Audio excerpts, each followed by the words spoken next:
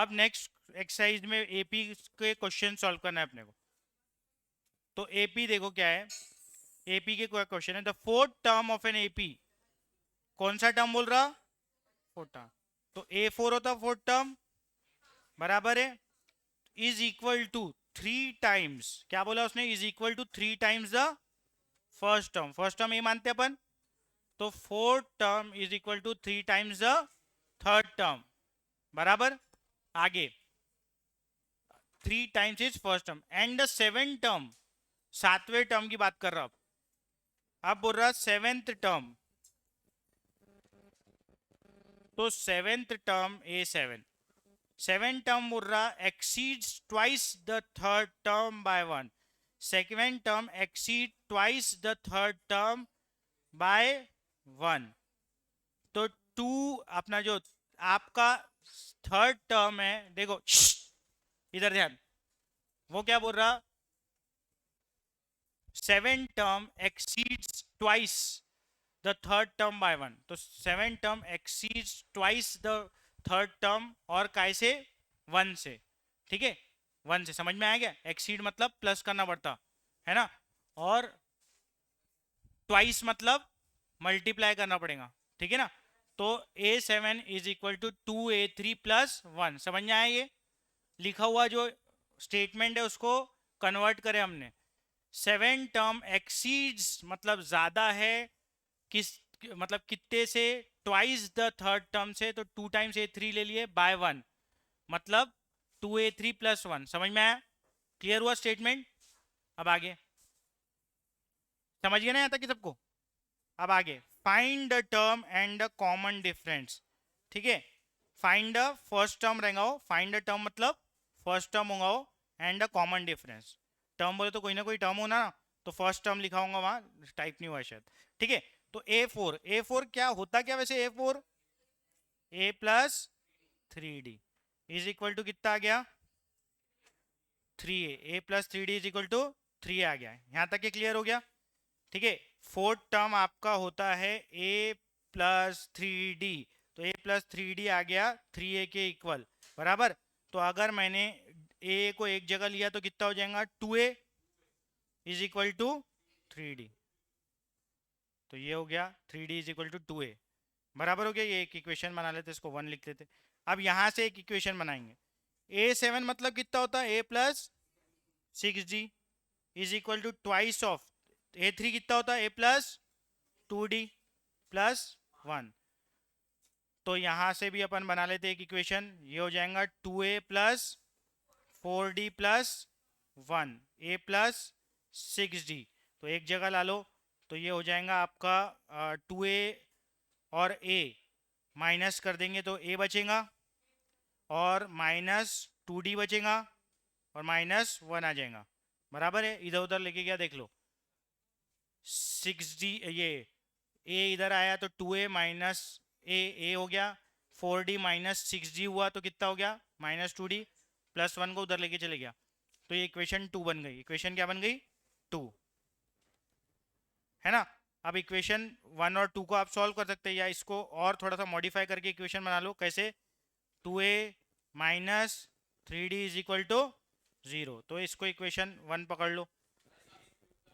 वैसे भी कर सकते, साइमल्टेनियसली सॉल्व भी कर सकते, अपनी मर्जी पे है जैसा करना। तो मैं साइमल्टेनियसली सॉल्व कर देता हूँ, देखो, इसको इसको क्या करो, इंटू 2 कर दो, इसको क्या करो, इंटू 2, तो क्या हो जाएंगे, -2 2A -4D। अब इसको यहाँ पर ला लो, तो ये हो जाएगा 0 is equal to 2A -3D। अब दोनों को सब्ट्रैक्ट कर लो, माइनस माइनस प्लस, तो यहाँ -2 आ गया, -2 इज इक्वल टू -D, तो D की वैल्यू कितनी आ गई, 2, D की वैल्यू कितनी आ गई, 2। समझ में आया क्या करे, साइमल्टेनियस इक्वेशन को सॉल्व करें ना, इधर ध्यान, ये इक्वेशन आई थी, ये इक्वेशन आई थी, दो साइमल्टेनियस इक्वेशन आई थी, है ना, लीनियर इक्वेशन। तो इसको कैसे सॉल्व करते, इक्वल बनाते ना कोई भी एक टर्म को, मैंने ए को इक्वल बनाया कैसे, 2 से मल्टीप्लाई करके, तो -2 2A -2 2 ज़ा 4D, फिर उसको यहाँ लिखा, वो इक्वेशन को यहाँ लिखा, 0 is equal to 2A -3D, और सबकी साइन चेंज कर दिया, क्योंकि सब्ट्रैक्ट करूंगा तभी तो ए एलिमिनेट होगा ना, क्या ऐसी करते ना सॉल्व साइमल्टेनियस इक्वेशन। तो ये 2a माइनस 2a गया, 4 प्लस 3d, -4 + 3d मतलब -d बचा, और यहाँ से -2 आया, तो d की वैल्यू कितनी आ गई 2। अब ये d की वैल्यू 2 जो है वो यहाँ डाल दो इसमें, काय में भी यहाँ डायरेक्ट आ जाएंगे, इसलिए यहाँ डायरेक्ट बोल रहा हूँ। ठीक है, काय में भी डाल सकते हैं आप, इक्वेशन में भी डाल सकते हैं, और ये रिलेशन में भी डाल सकते हैं, आपकी मर्जी। आपको इक्वेशन में डालना है डी की वैल्यू तो इक्वेशन में डालो। तो यहाँ आ जाएगा 2a = 3 × 2। तो a की वैल्यू क्या आ गई 3, a की वैल्यू कितनी आ गई 3। तो क्या निकालना था, कॉमन डिफरेंस और फर्स्ट टर्म। तो आ गया कॉमन डिफरेंस भी आ गया और फर्स्ट टर्म भी आ गया। समझ में आ गया? कोई डाउट है किसी को? देख लो एक बार, कोई डाउट होगा तो पूछ लो।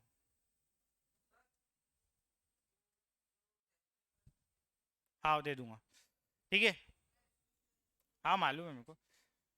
तू आज रुक जाना थोड़ा, ABCD करना है बस। हाँ, एक मिनट रुक, डाउट पूछने दे। हाँ, सेकेंड इक्वेशन आई। हाँ, मल्टीप्लाई बाय 2 करेंगे तो +4d कैसे होगा? 2 2 सा कितना होगा, माइनस साइन के साथ आएगा ना, -2 से थोड़ी ना मल्टीप्लाई किया। ठीक है, पूछ लो, लेकिन कोई डाउट है? क्लियर है? नेक्स्ट क्वेश्चन भी जाऊँ, इधर ध्यान अब सबका। If a and b are positive real numbers show that the sequence, ये सीक्वेंस है, is in AP, also find it general term. General term मतलब nth टर्म फाइंड आउट करना है। तो पहले तो AP में ये बताना है। तो AP में कैसे बता, कोई भी सीक्वेंस है वो AP में कैसे बता सकते हैं? आगे वाले टर्म को पीछे वाले टर्म से माइनस करना पड़ता। अच्छा, हाँ, तो log AB minus log A, फिर उसके बाद log AB² minus log AB, फिर उसके बाद log AB³ minus log AB² बराबर। अब ये देखते हैं सब क्या आ रहा, इधर ध्यान दो। अगर ये सेम आ रहा तो ये AP में, आगे वाला टर्म पीछे वाला टर्म से माइनस किया ना, ये माइनस ये माइनस ये माइनस ये, ऐसा करके लिखा मैंने। अगर सेम वैल्यू आई तो AP में प्रूव हो जाएगा। तो देख लेते, log A minus log B क्या होता, log की property, log A minus log B क्या होता, डिवाइड में आता ना, log A minus log B = log A by B। तो AB ऊपर, नीचे में क्या A, तो क्या आ गया log B। अब इसको देखते, ये आ जाएगा log AB² divided by AB। तो AB कट जाएगा, क्या बचेगा log B। अब यहां पर भी देख लेते, log AB³ divided by AB², A cut गया, क्या बचा B। तो सब जगह सेम वैल्यू आ रही ना log B की, देयरफॉर क्या हो जाएगा, the given sequence is in AP।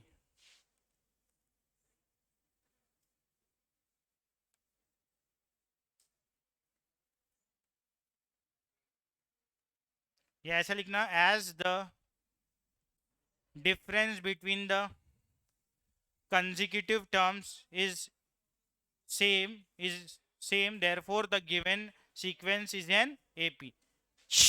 आवाज बिल्कुल नहीं आने को ना, बाहर जाएंगे अब लोग।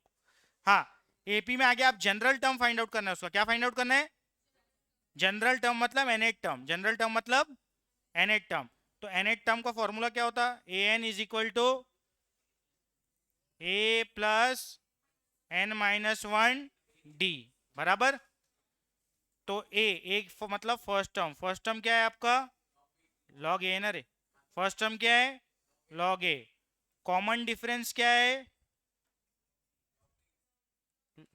log B, कॉमन डिफरेंस, तो D की जगह log B बराबर। अब इसको थोड़ा सा सॉल्व कर लेते, वैसे ही जनरल टर्म आ गया, लेकिन इसको थोड़ा सा सॉल्व करते अपन। an = बोलो log A plus n × log B निकल जल्दी पहली फुर्सत में, माइनस लॉग बी बराबर हो गया। अब ये जो लॉग के आगे रहता वो पावर में ट्रांसफर होता ना, तो ये हो जाएगा log A plus log B raise to the power of n minus log.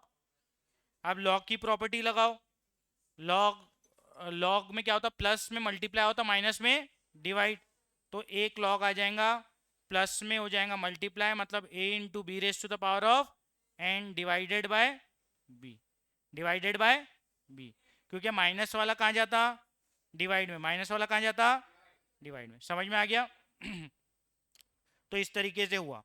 और एक स्टेप कर सकते तुम चाहो तो, ए एन हो जाएगा लॉग ए डॉट, अगर दो टर्म डिवीजन में रहे, सेम टर्म बेस मतलब सेम है, तो पावर गेट सब्ट्रैक्टेड ना, तो क्या है, इसका पावर नीचे में क्या है 1, तो क्या हो जाएगा B raised power n minus 1।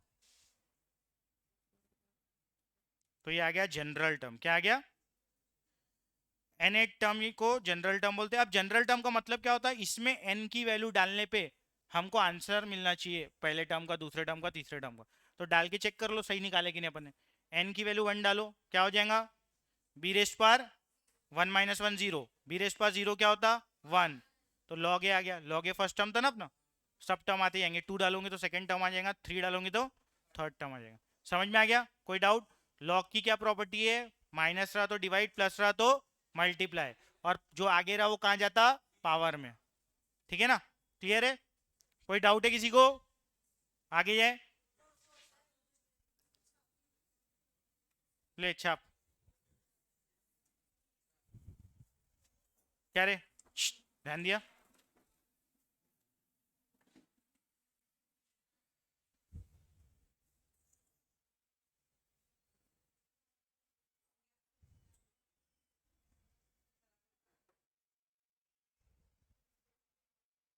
हम्म,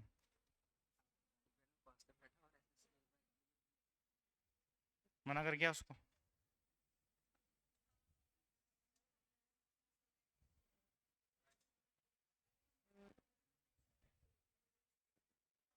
हो गया? आप देखो ये क्वेश्चन अलग है थोड़ा सा, इसमें ना थोड़ा ध्यान देके सॉल्व करना पड़ता है, डायरेक्ट आंसर आता नहीं इसमें। ठीक है, थोड़ा मैथमेटिक्स लगती है इसमें ज़्यादा, तो इसलिए ध्यान देना पड़ेगा। ठीक है, इधर ध्यान। If the pth, if p times the pth term, p times the pth term मतलब p dot A P, pth मतलब फिफ्थ टर्म क्या होता a5, तो p वाला टर्म कौन सा होगा, ap हो जाएगा ना। समझ में आया? p times the pth term ap, p into A P बराबर है, ये अरिथमेटिक प्रोग्रेशन नहीं है, p वाला टर्म है, जैसे nth टर्म रहता ना वैसा है। ये इतना स्टेटमेंट समझ गया क्या सबको? Is q times the qth term, तो q टाइम इज मतलब इक्वल टू होता, तो is equal to q times the qth term. यहां तक के क्लियर हो गया क्या? क्या लिखा हुआ क्या, पढ़ लो, इंग्लिश को ट्रांस उसमें किया, मैथ्स में कन्वर्ट, बराबर। आगे जाऊ, इधर ध्यान। अब वो बोल रहा है then show that p plus Q वाला टर्म, तो a p plus q is equal to 0, is equal to क्या, ये क्या करना है, टू प्रूव है, ये हमें प्रूव करना है, ये गिवन है, ये गिवन की मदद से आपको a p plus q is equal to 0 prove करना है। अबे क्या प्रॉब्लम है बाहर, पीछे मतलब, हाँ इधर, तो ये प्रूफ करना है, इसकी मदद से यहां तक के पहुंचना है, तो यहां ध्यान, इधर, तो पहले p को एज इट इज लिख रहा हूं, सब यहां ध्यान देंगे। ए पी क्या होता है, एपी फॉर्मूला क्या होगा, एपी फिफ्थ टर्म क्या होता है, ए प्लस 4d, तो पी एट टर्म क्या होगा, ए प्लस पी माइनस 1d। यहां तक क्लियर हो गया क्या? एन एट टर्म क्या होता है, A plus N minus 1d, बड़े दिनों बाद, बड़े दिनों बाद, हाँ शादी में गई थी, शादी में गई थी, अच्छा शांति थी, हाँ हाँ इधर क्यू डॉट इधर, Q dot A Q, Qth term क्या होगा?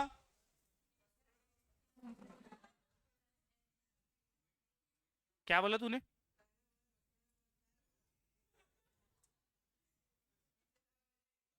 तेरे पीछे कुछ नहीं है।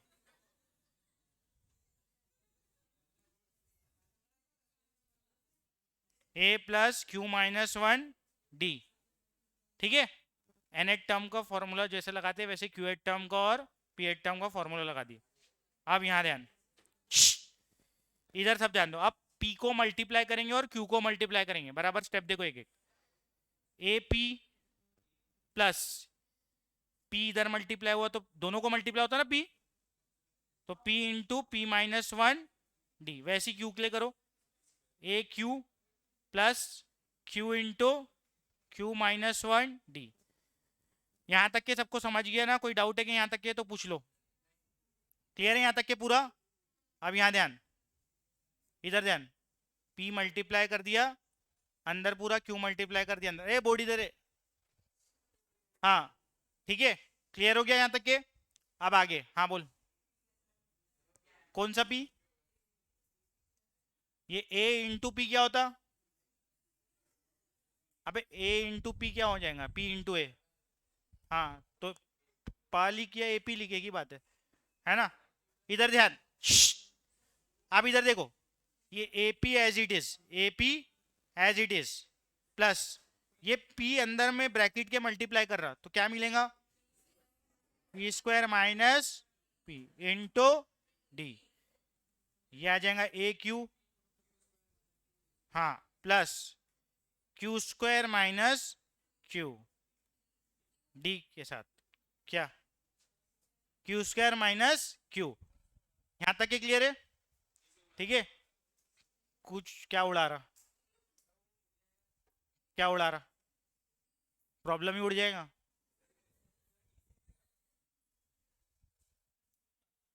क्या आ रहा? आगे बढ़ तू, इतने जल्दी ये ऊपर नहीं रखना। इससे क्या लगता मेरे को तू मोबाइल यूज कर रहा, हालांकि पढ़ रहा तू, है ना? मेरे को ऐसा लग रहा तू मोबाइल यूज कर रहा। हाँ इधर, तो ये यहाँ पर हो गया। इधर तक के डीवी नहीं उड़ता रे भाई, कुछ भी मैथ्स मत लगा। हर जगह डी है क्या? यहाँ डी है तो फिर कैसे उड़ेगा? तो कहीं से कुछ भी उड़ाएंगे क्या? यहाँ डी होता, इक्वेशन थ्रू आउट डिवाइड होती ना। अगर तू डिवाइड थ्रू आउट कर रहा तो यहाँ भी डी होने को ना। यहाँ पे भी डी, यहाँ पे भी डी, यहाँ पे भी डी, तो ये दो में डी है क्या? तो equation throughout two D से डिवाइड होंगी क्या? नहीं, तो फिर मत बोल। इधर ध्यान, इधर ध्यान दो। अब इसके बाद ये हो गया अपना यहाँ तक के। यहाँ तक के कोई डाउट है कि किसी को? नहीं ना? अब हम ए को एक जगह ले, एक को एक साथ ले लेते, ए वाले टर्म को, और पी वाले टर्म को एक साथ ले लेते। तो इधर ध्यान दो, A P minus A Q, उधर से ए वाले टर्म लाया, फिर उसके बाद क्यू वाले टर्म लिखता हूं। क्यू वाले टर्म कौन कौन से? P square minus P into D minus Q square minus Q into D is equal to 0। Clear हो गया? क्या किया मैंने, ये ए क्यू को उधर लाया तो A P minus A Q हो गया। ये तो एज इट इज यही था पहले से ये टर्म को पूरे को उधर लाया तो प्लस है तो माइनस में हो जाएगा, और ये पूरा खाली कर दिया तो 0 हो गया। यहाँ तक के कोई डाउट है? आगे आते हैं, चुपचाप रहे थोड़ा सा। हाँ हाँ बस बस। अब देखो, ये आगे बढ़ा दिया यहाँ तक। अब ये जो पहला वाला टर्म है इसमें ए कॉमन दिख रहा ना, तो इससे ए कॉमन निकालेंगे। ए कॉमन निकला, क्या बचा? पी माइनस क्यू, बराबर, ठीक है। अब यहां पर डी कॉमन निकल सकता ना ये दूसरे दो टर्म से, तो इसमें से डी कॉमन निकालूंगा, ठीक है। तो पी स्क्वायर माइनस पी, ठीक है। आप देखो पी स्क्वायर माइनस पी हो गया,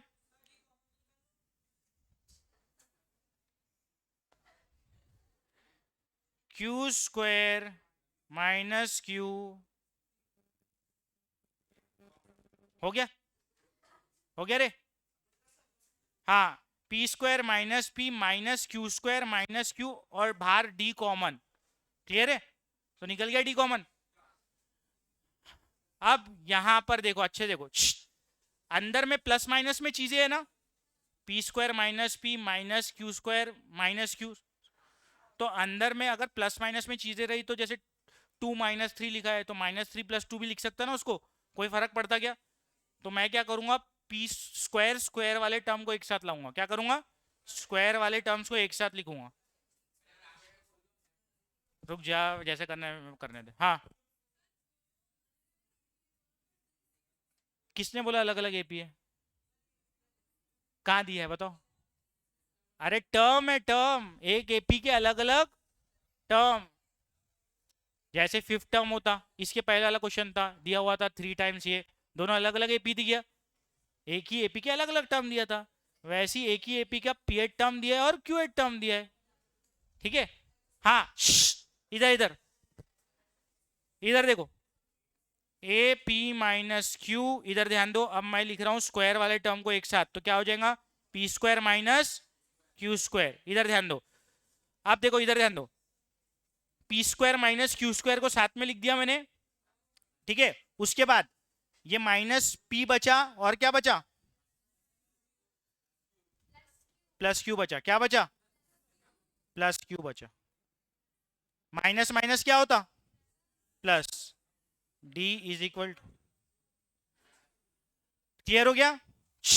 इधर ध्यान, आप देखो, ये जो टर्म है p माइनस क्यू यहां पे है, यहां पर भी एक p माइनस क्यू है। कैसे?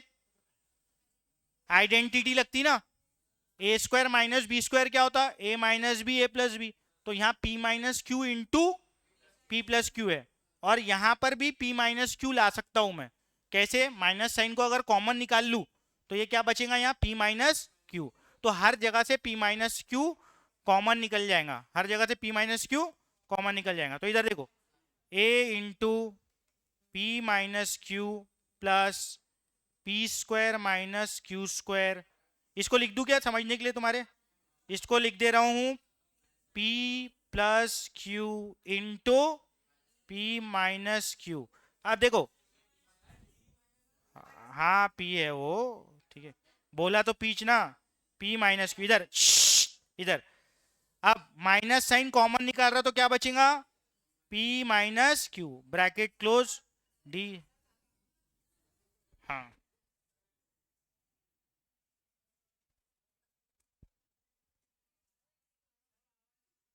हाँ, ठीक है, इधर ध्यान। अब तो देखो, इधर P square minus Q square की जगह p plus Q P minus Q लिखा, माइनस साइन ये दोनों में से कॉमन निकाला, तो यहाँ p बचा, यहाँ माइनस क्यू बचा, इसको अंदर लो, माइनस पी प्लस क्यू आ जाता, तो सही लिखा अपन ने, है ना? अब देखो, अब तेरा जो लॉजिक है लगाएंगे, इक्वेशन को उड़ाएंगे। हाँ, कैसे उड़ाऊ? कैसे उड़ाऊ? p माइनस क्यू से उड़ा सकते हैं ना हर जगह, dividing equation through out by p minus Q. तो यहाँ पर भी p माइनस क्यू है, यहाँ पर भी है, और यहाँ पर भी है, तो हर जगह से वो उड़ सकता है। या कॉमन निकाल के लिख कर लो, तुम्हारी इच्छा। अबे तो कॉमन के बाद तो उड़ाना ही पड़ेगा, तभी आंसर आएगा ना। हाँ, नहीं नहीं, बहुत बड़ा हो गया पहले।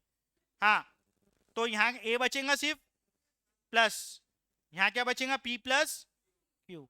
यहाँ क्या बचेगा? 1 बचेगा ना, p माइनस क्यू चले गया तो, यहाँ से p माइनस क्यू चले गया तो क्या बचेगा? 1 into D is equal to 0। अब ये क्या दिख रहा तुमको? कौन से टर्म का फॉर्मूला है? p plus Q eight term का। कैसे? a, यहाँ क्या आता? n -1 d, तो यहाँ n की जगह क्या आया? p प्लस क्यू, तो कौन सा टर्म बनेगा? a p प्लस क्यू वाला टर्म। तो ये फॉर्मूला है a प्लस, ये फॉर्मूला है p plus Q eight term का, और उसकी वैल्यू हमने क्या लिखे? 0। तो प्रूव हो गया, बराबर है। फॉर्मूला समझा नहीं कैसा है? a plus n-1 d formula होता, n की जगह जो आता वो अपना टर्म रहता है, n की जगह क्या आया? p plus Q -1 d। तो ये किसका फॉर्मूला है? p plus Q eight term का फॉर्मूला है। बराबर है, कुछ डाउट है? हाँ, क्लियर है सबको? तो इसमें बहुत धीरे धीरे देख के करना पड़ता है, क्योंकि नहीं तो तुम लोग करते रह जाओगे, प्रूफ होगा नहीं हो। हाँ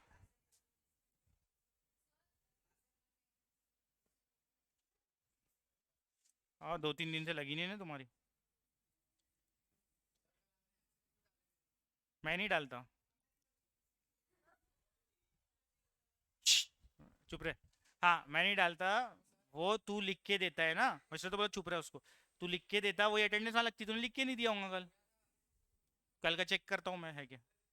मेरे पास है मोबाइल में फोटो कल की अटेंडेंस। हाँ देख लो, समझ गया? क्लियर है? अब अगला क्वेश्चन ट्राई करो तुम लोग। Fourth question, find the 15 term of the, easy question है। 15वां टर्म निकालना है, 15th टर्म। अच्छा, फ्रॉम द एंड कुछ नहीं होता। जीपी, उसको पलटा लो जीपी को। हाँ, एपी, एपी दिया तो एपी को पलटा लो। एपी दिया है ना? चल कर जल्दी।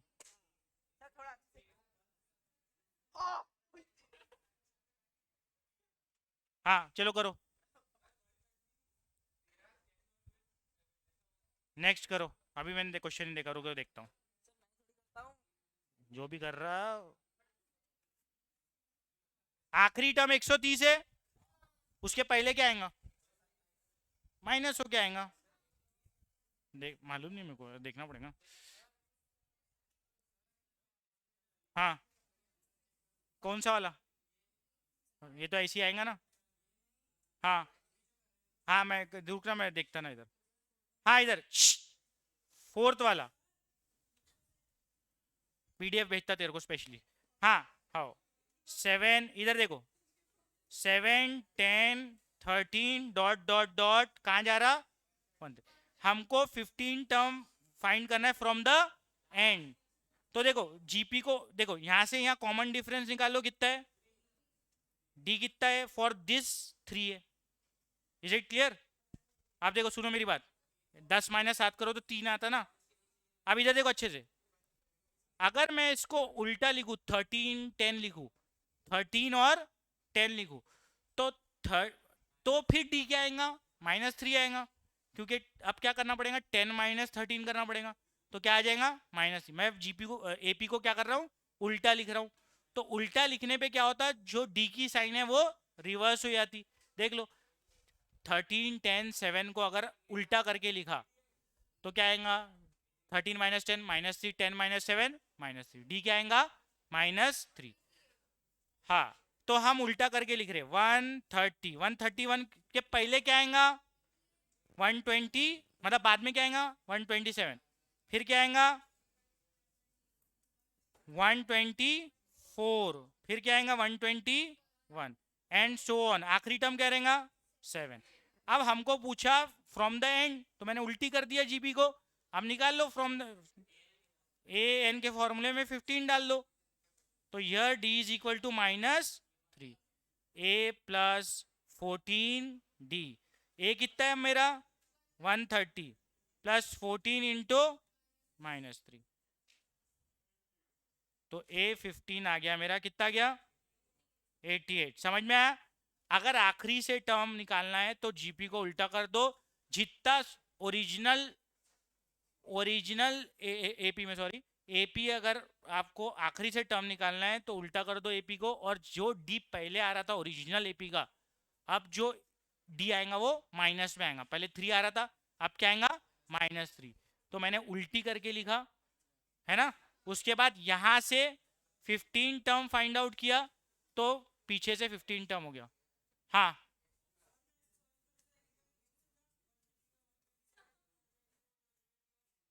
डिवाइड। हाँ लिख लेना तू, अगर ऐसा कर लेना। और अगर 100वां टर्म पूछा तो वो भी निकाल लेना। हाँ दे दूंगा, अगर 100वां टर्म निकाला तुमने, अगर क्वेश्चन में पूछा। ठीक है, क्लियर है? कोई डाउट है किसी को इसमें? पक्का क्लियर है?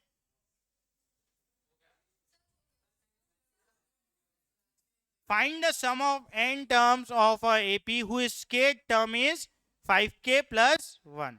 तो a के क्या दिया हुआ है? 5k plus 1।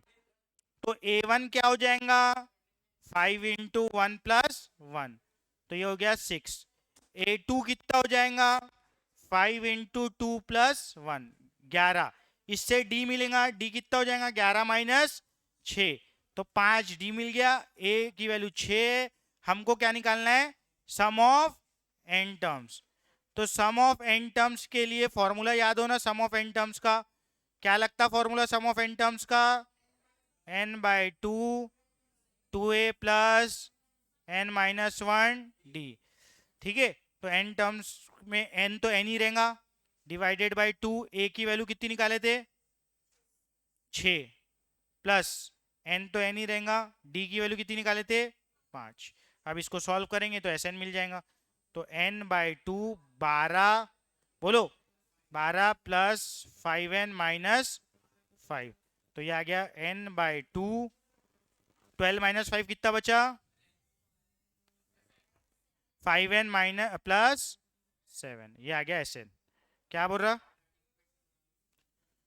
ठीक है बना लो, ये ऐसे भी छोड़ सकते हैं, ठीक है ना।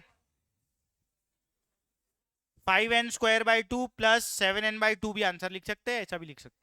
क्लियर है सबको, कोई डाउट। इसमें क्या करे थे अपन ने k8 टर्म दिया था, क्या दिया था k8 टर्म, मतलब an की जगह उसने ak दे दिया था। तो फर्स्ट टर्म कैसे निकालेंगे k की वैल्यू 1 पुट करके, सेकंड टर्म कैसे निकालेंगे k। अबे तो Sn पूछा ना, n कहां से निकालू, हाँ नहीं निकलता। अबे आखिरी टर्म हो पता हो ना उसके लिए, तब जाके n निकलता। आखिरी टर्म दिया है क्या, अगर Sn पूछा है तो Sn ही निकालेंगे, समझा, S10 वगैरह नहीं निकालेंगे, बराबर है, n में ही छोड़ेंगे आंसर को।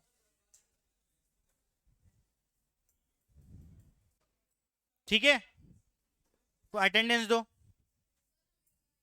क्या है जल्दी लो और मेरे को दो। n टर्म्स का सम पूछा था।